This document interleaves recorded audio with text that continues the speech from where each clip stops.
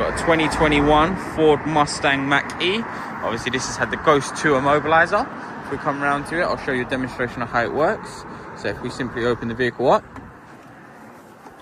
once we're inside, if I attempt to put my foot on the brake and start the vehicle, we have no control on the vehicle. It does not display ready up on the dashboard, and the steering wheel is heavy, so you can't turn.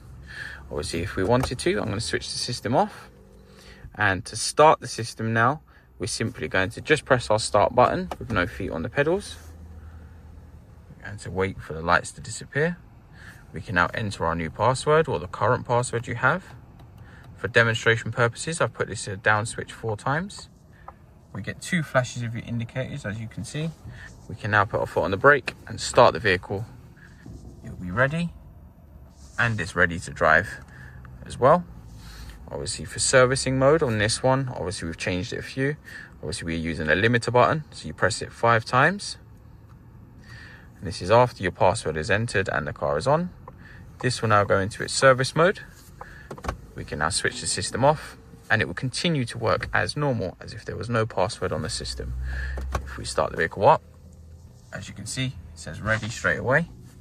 If we want to activate again, we just simply press our password.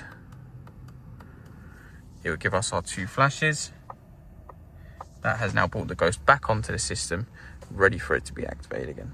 And that's how you do it on the new Mustang Mach-E's.